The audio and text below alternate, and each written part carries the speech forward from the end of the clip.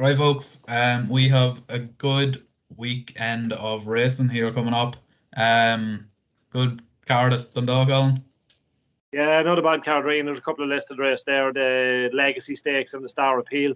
They're actually two very good listed races, and wouldn't surprise me if a couple of the winners are just keep ones to follow maybe for next season. Yeah, might get a star out of this. We'll kick off anyway with the first race. Good place to start. It's the 445 over 5 furlongs. Alan, what do you fancy? I'm going to go with the Highway Rat, Ryan, for Andrew Oliver. I just think the trip is going to make all the difference here. Harry's Bar, he's going to prefer 6 furlongs. Highway Rat prefers 5. Now, we were at the course back on the 12th of July. This horse really impressed me when he beat Lipizzaner by 3 1/4 lengths. He stepped up to 6 on the 15th of August. Again, we were on the track behind Angel Palm. Now, Harry's Bar finished second in that race. I just think that the Highway Rat was very free. Ronan Whelan even said that after the race. I think dropping back to 5, he's 5 to 2. I think he's a good value alternative. It's probably between the 2 and 1 ratings, but I'll go with the Highway Rat. The other thing as well, he's a 3-year-old. A little bit more improvement to come rather than Harry's Bar, who's a 6-year-old. Yep. I have went for Harry's Bar here, Alan. Adam again, it's Wayne Lorden's on board. Harry's Bar's track record is fairly decent. 2 wins, 1 second, 1 third. He was a very good second here in August, I thought, behind Lions' Angel Palm. That was over 6 furlongs, as I said. He's back down to 5 here. I don't want to see him try and make the run, though. He has ran his best races at Dundalk, mid-pack, close to the back. Then I suppose make a dash for it in the final furlong or two. I do think Shamrock Thoroughbreds are onto a winner here. And McGuinness is in absolute top form as well, Alan. So I am quite hopeful with Harry's Bar. Moving on to the second race, any potential superstars here? It's a tricky enough. Look, it's probably the first listed race at night, Ryan. It's the Irish Stallion Farms EBF Legacy Stakes. Again, over 5 furlongs for 2-year-olds. The one that I'm actually that pays a lot of attention for me is Love Day, trained by Willie McCreary. Now, she hasn't finished outside the first 3 in all 6 starts to date. She impressed me at Cork, which got the better of Money Tree by never widening 4 1/4 lengths. Now, if you look back through her form, she made her debut at Dundalk. She was third to Lord Gorgeous. I actually think she's a much different filly now. She's very quick from the gate. She travels strong. She was second behind Headmistress last time at Curragh. I think she's a massive price at 6 to 1, and I think she's a solid each way play in this race. Yeah. Exquisite Acclaim's form has actually worked out quite well with Takana winning a Bellystone there. My concern for that one would be obviously the drop down to 5 furlongs. That win at Dundalk was over 6. So I am instead going for Geocentric, Gerlines and Colin Keane. Proven over 5 furlongs has been impressive. Is making all-weather debut here. Look, obviously highly thought of by Lions. Clearly off being sent over there. Where came third in a listed race to Vertiginous, I think it was. And was second before that in a Group 3 at the Curragh to Sacred Bridge. I do think 5 furlongs is definitely this girl's trip, and I genuinely can't see past her over 5. So I'm going for Geocentric here, Alan. The third race on the card, 545, 7 furlong maiden. This is a toughie race, this, isn't it? I was quite disappointed with Aloso last week, I have to say. I'd say you were probably the same in a claimer. I thought he would have been much better than that. So for that, I am going to have to go for Night in Malta, trained by Dennis Hogan. Joey Sheridan's claiming £3 off his back. He can't seem to get his head in front as of yet, anyway. And I wouldn't be surprised if it was the same here. So I'd nearly put him in a place better rather than a win, just to save myself. So gonna go each way here in Night in Malta. He's just one of them frustrating horses, but he definitely have a win in the tank eventually. Yeah, Ryan, look, I think you're right with this maiden. It's not one of the strongest maidens we're going to see up in Dundalk over the autumn winter. The one that I'm actually going to side with is That's Just Dandy, trained by Patrick Turley. It's going to be ridden by Robbie Colgan. Now, much like Love Day in the previous race, this horse just likes to pop out and make all. Now, it was last run at Bellystone was just caught in the run in behind Fictitious Lady and finished third, beating a length and a half, or just beating a half a length. Now, he made most of the running, but when the winner came from, he battled on again. That's just something that you might need around Dundalk when you make all the running, something comes to you. just to be able to kick on again. Now he has to give £5 to the fillies in the race, but I think there's a lot of exposed horses in this race. That's just dandy. Looks like there's a bit of improvement to come. It wouldn't surprise me if Robbie Colgan just tries to pop out and make all and go clear. And I think they'll struggle to catch him. There's a wee bit of money there, 15-2 into 13-2 overnight. Keep an eye on the market. He could be one to watch him. Yep. The 4 race in the card albums, the 7 furlong apprentice handicap. What are you going for? I spent most of the day looking at this race, Ryan, and I watched actually one race back from Listowel.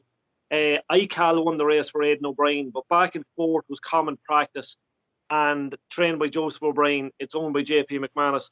Now, I have watched this race back 3 or 4 times earlier on this evening and tonight. Now, if you watch Declan McDonough on this horse, he was 125-1. He probably was going to just run on nicely, just give him a nice little ride into the race. He learned plenty for the experience and he stayed on lovely to finish 4th. Now, there's no doubt there's improvement to come. When the penny drops, I think he's going to be very smart. He holds an entry for Clonmel next week. This is his first handicap. They might just be using this mark. It's a high enough mark. He's in around 5-6-1. Again, each way, but he's very, very interesting for me in this race. Yeah, I've gone for a bit of form here. It's over the next 2 races. I'm going to talk about it. I thought Nero Tulip was impressive over basically 6 furlongs. And I do think the step up to 7 furlong could be interesting on handicap debut as well. I was impressed with that last time, and it was dead heat last time out in Ace. He was tied in the finish with Leinster House. Leinster House is running the next race on the card, and I think he's going to have every chance in that as well. But we'll get to that in a while. I thought Nero Tulip was very game to stick with Leinster House there. Looked like Leinster House is going to come up and beat him, but no, just very game. Obviously Nero Tulip's now gone for handicap company in this one, and the other has an entry into the 2,000 guineas, and that's all I'm saying here. So I like Nero Tulip. Then obviously moving on to the 5th race, it's the Star Appeal listed over 7. And as I mentioned there last time, Leinster House is in this, and I'm going to follow that bit of form. And if it works out, if Nero Tulip wins, I'll be happy to go for Leinster House. I do think that's a very hot race. I think had Nero Tulip on Leinster House raced over 7 furlongs last time, Leinster House probably would have won by maybe 4 or 5 lengths. I think Leinster House could be a beast, Alan. Over this distance anyway. Really only picked up inside the last furlong. That was on debut. Like I said earlier, this horse is a 2,000 guineas entry, and I wouldn't put anyone off back in that antipose should he win this. Yeah, look, I think this is going to be a really good race. Keep an eye out on the ones that are coming. I think we could get a star out of it, and yeah, it's the big race on the card, really and true. Yeah, look, Ryan, I think we're going to be at loggerheads in this race because I'm very, very sweet and absolute ruler. We were again at the course when this horse won on debut when he got the better of Amortensia. Now, we stood at the side of the parade ring that evening and that afternoon, and we listened to Gavin Ryan talk. He was waxing lyrical about this horse. Now, again, I went to Leopardstown on the Saturday Champions weekend. This horse finished 3rd behind Atomic Jones.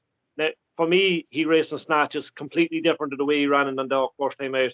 It took him an absolute age to get going. He was unlucky in running, but when he got going, he was coming through them in the middle. Now, I think we're going to see a completely different horse back in the all-weather. His form was franked on Thursday, which was actually, today, when Crypto Stream won at Bellewstown at a big price. I think there's plenty more to come. Again, you're talking 2,000 guineas. I think whatever horse wins this is definitely one to follow. I'd say it's going to be a very strong race, and the form will work out from it. Yeah, 100%. I completely agree. I think this is definitely the big race on the card, and probably the best race we've had at Dundalk in a while in Trish, for once to look out for. Moving on to the 6th race, it's over a mile. It's the 7:15. I have gone for Jack Berry House, John McConnell, Ben Cohen. It's drawn 17. Don't like that myself, but it's over a mile, so it mightn't have as much effect. Was a good 3rd last time, should I say, when I did tip him up as well. I definitely do think he's going to go in soon, like I said last time. Bit shorter than I ideally have liked, but I think he's 4-1, but it'll do if it's winner. Yeah, look, it's as I said, I think I said it the first couple of weeks. I'm going to say it again. We're going to end the last three races on the card with tricky handicaps. Now, people will probably think I'm stupid putting this one up, but I'm going to go with Maccaban City. The drop back to a mile is a slight concern, but the only thing I have to say about this is he's going to be up to his own best, and he's probably going to be left a bit at the start. But if the Yeah. quicker to go, the better. He stays a bit further. Now, I seen 16 to 1, 18 to 1 quoted in a place. He's dropping back to a mile.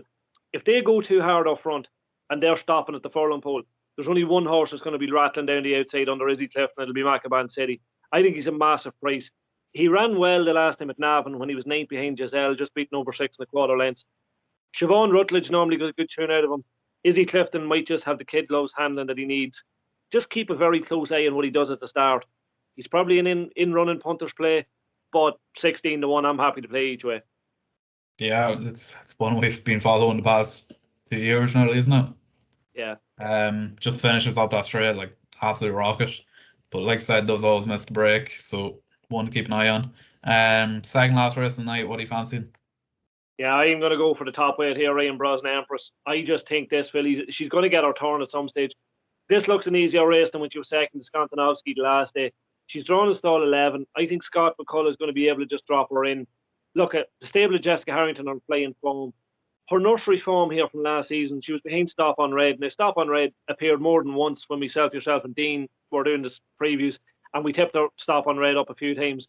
Brosnan Empress, I think she deserves a change of luck. Look, she's 3's into 5 to 2 there at the minute. I think she might be a wee bit shorter. I think she's going to take a hell of a lot of beat. I am in total agreement with you here. Scott McCullough claiming £5 as well is always a big help. Like I said, Jeffrey Harrington stable, massively good form. And like I said, was a good second last time out to Skontanovsky, who does look smart in fairness, cheap enough horse, but definitely looks like he has a few more wins in him. Yeah, again, like I said, Brosnan I think should be winning this year. And you mentioned Stop on Red, that went in good lot of times last year, didn't it? Yeah. For us here on the preview. Moving on then to the last race, Alan, I have gone for Moon Daisy and Dundalk O'Brien, Paddy Harnett claiming £7. I think he's massively, massively good value for that £7. Dundalk seems to have placed his horse quite smartly so far. I believe he's done it again here. This filly is by Australia, has had a good summer winning a handicap at Doncaster, and was second last time out at the Curragh behind 66 to 1 shot Kazana.